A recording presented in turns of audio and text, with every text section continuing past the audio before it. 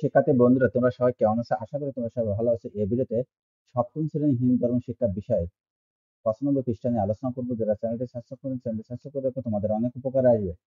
শ্রেণী কক্ষে সম্প্রীতি বজায় রাখার ক্ষেত্রে নিজের ভূমিকা আলোচনা করো। এটা দলে বা জোড়ায় করতে পারো। দেখো, এখন আমি এর উত্তরে চলে আসছি। শ্রেণী কক্ষে সম্প্রীতি বজায় রাখা অত্যন্ত গুরুত্বপূর্ণ এবং আনন্দদায়ক ক্ষেত্র। শিক্ষার্থীদের মধ্যে সম্প্রীতি ও সাহসিকতা উন্নত করে তাদের পড়াশোনার প্রতিষ্ঠার একটি গুরুত্বপূর্ণ অংশ। শ্রেণী কক্ষে সম্প্রীতি বজায় রাখার ক্ষেত্রে আমার ভূমিকা এরকমই। ১ নাম্বার, সহযোগিতা সম্পর্ক গঠন। আমি শ্রেণী কক্ষে প্রতি শিক্ষার্থীদের সাথে সম্পর্ক গঠনে ব্যাপক ভূমিকা রাখি।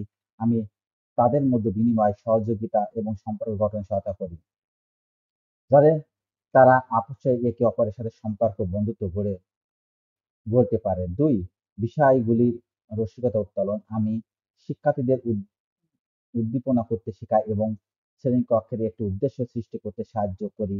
আমি শিক্ষার্থীদের পড়াশোনায় আগ্রহ উৎপন্ন করতে বিভিন্ন ধরনের রসিকতা ব্যবহার করি, যাতে তারা আনন্দ আগ্রহে পড়াশোনা করতে উৎসাহিত হয়। ৩, সমস্ত শিক্ষার্থীদের সম্মিলিত করা।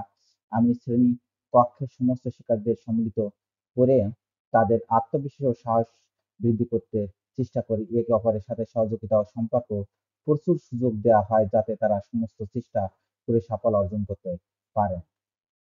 ৪, বিবিধ শিক্ষার পদ্ধতি ব্যবহার করা। শিক্ষার্থীদের বিভিন্ন ধরনের শিক্ষার পদ্ধতি ব্যবহার করে তাদের সম্পর্ক বজায় রাখার চেষ্টা করি। এটি তাদের পড়াশোনা প্রকৃত আনন্দদায়ক ও আগ্রহজনক করে। ৫, সামাজিক ও মানসিকতা উন্নতির প্রোৎসাহন। আমি শিক্ষার্থীদের সামাজিক ও মানসিকতা উন্নতির প্রোৎসাহন করতে সাহায্য করি। আশা করি তোমরা এটি বুঝতে পেরেছ।